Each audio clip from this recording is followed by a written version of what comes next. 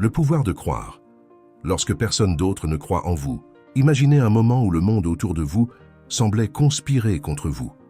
Peut-être était-ce une pièce remplie de voix sceptiques, des gens remettant en question vos choix, critiquant vos rêves, ou peut-être simplement ce silence assourdissant de la solitude, où votre seule compagnie était l'ombre froide de l'incertitude.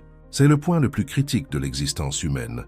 Lorsque la ligne fine entre l'échec et le succès est tracée non par le destin, mais par la décision de continuer à croire, même lorsque personne d'autre ne croit en vous. C'est la véritable définition du pouvoir, un pouvoir qui transcende les circonstances, surmonte les adversités et transforme des vies. Napoleon Hill, l'un des plus grands architectes de la philosophie du succès, a un jour déclaré « Tout ce que l'esprit peut concevoir et croire, il peut l'atteindre. » Et il avait raison. Le secret ne réside pas dans ce que les autres pensent de vous, il réside dans ce que vous pensez de vous-même.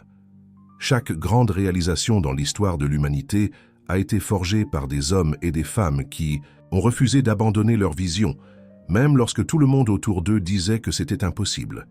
Prenons Thomas Edison, par exemple, qui a affronté des milliers d'échecs avant d'illuminer le monde avec l'ampoule électrique. Il savait que chaque tentative infructueuse était en réalité une étape nécessaire vers le succès. Sa conviction inébranlable ne venait pas des applaudissements ou des approbations extérieures, mais de quelque chose de bien plus profond, sa foi absolue en ce qu'il croyait possible.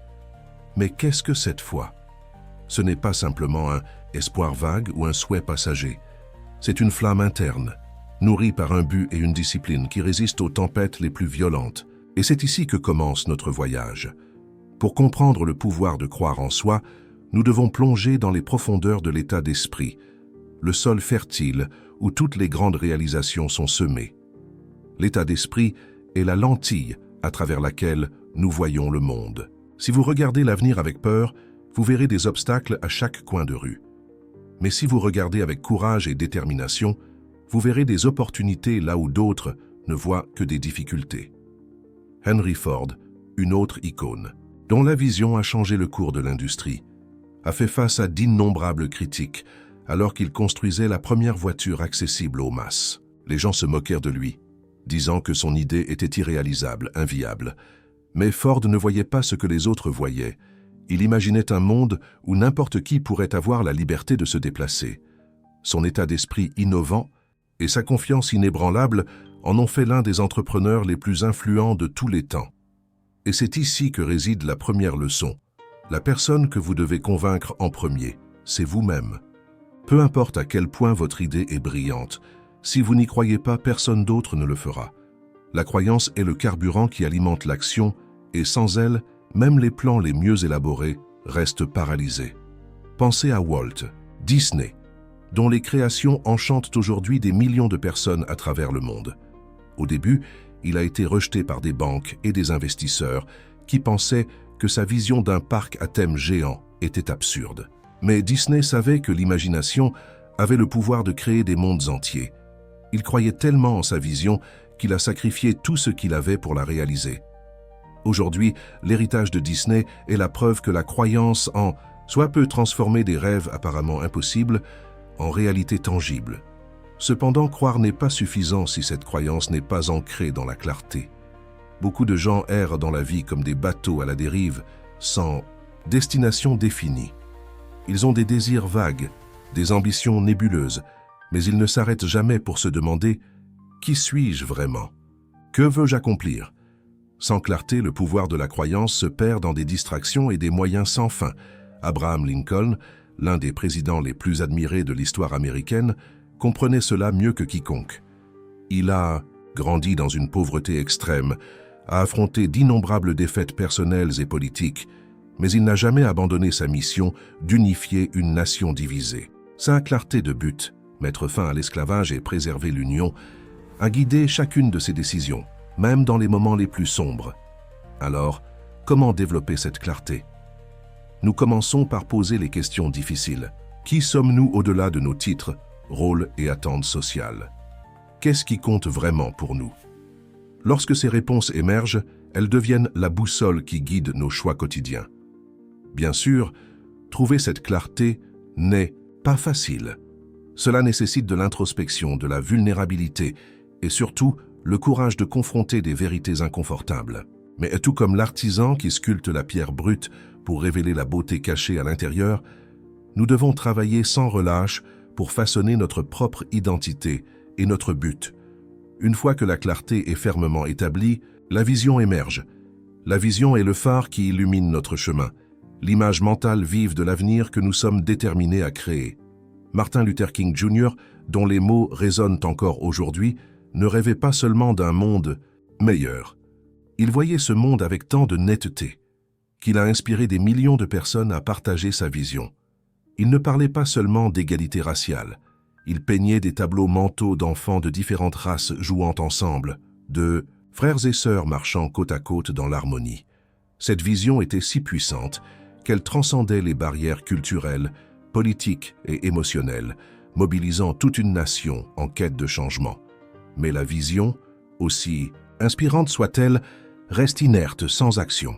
Combien de personnes connaissez-vous qui ont de grandes idées, mais ne font jamais le premier pas?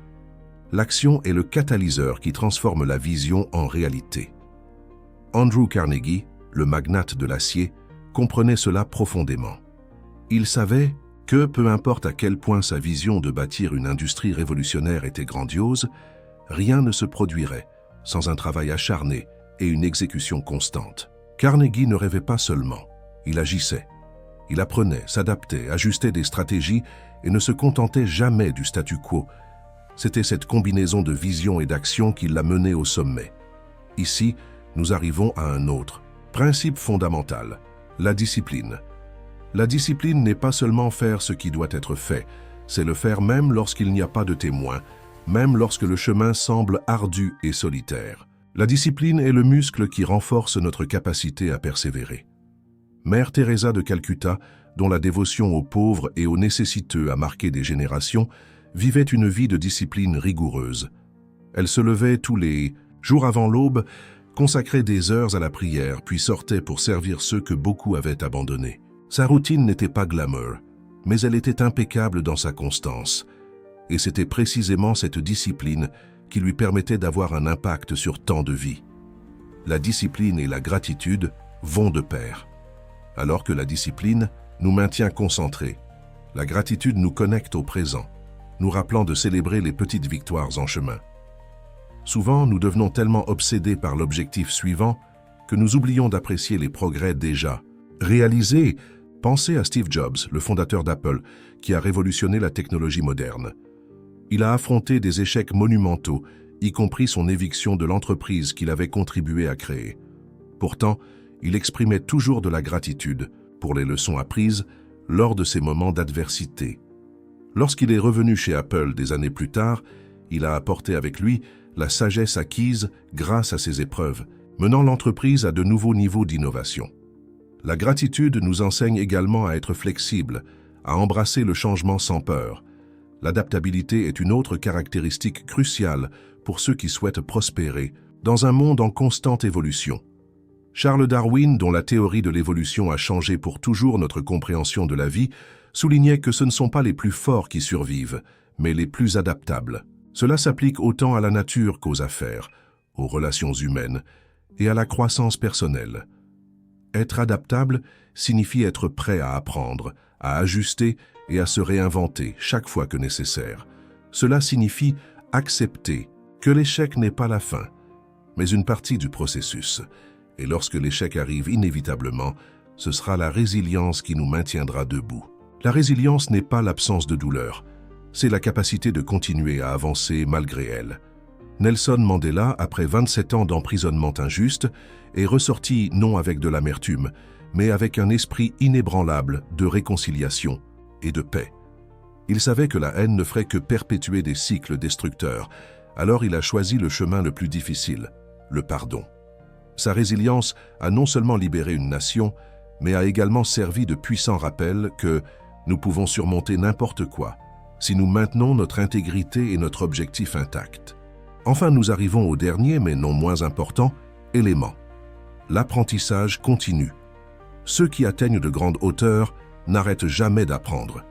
Ils cherchent constamment de nouvelles connaissances, affinent leurs compétences et élargissent leurs horizons. Albert Einstein, dont le génie continue de fasciner scientifiques et philosophes, a un jour déclaré « Je n'ai aucun talent particulier. Je suis simplement passionnément curieux. » Cette curiosité insatiable l'a poussé à remettre en question des dogmes, à explorer des territoires inconnus et à ouvrir des portes qui semblaient autrefois définitivement closes.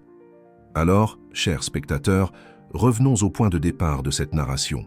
Êtes-vous prêt à croire en vous-même, même lorsque personne d'autre ne croit en vous? Êtes-vous prêt à cultiver un état d'esprit résilient, à nourrir votre croyance avec clarté, à cristalliser votre vision, à agir avec discipline, à pratiquer la gratitude, à embrasser le changement, à démontrer de la résilience et à ne jamais cesser d'apprendre? Si la réponse est oui, alors vous avez déjà franchi la première étape vers l'extraordinaire. Rappelez-vous, le pouvoir de croire lorsque personne d'autre ne croit en vous ne vous est pas donné. Il est gagné. Il est forgé dans les batailles, livré contre les doutes, les peurs et les limitations auto-imposées. Il est alimenté par un engagement inébranlable envers vos rêves et la reconnaissance qu'à l'intérieur de vous réside une force capable de déplacer des montagnes. Alors relevez-vous, tenez-vous debout et avancez.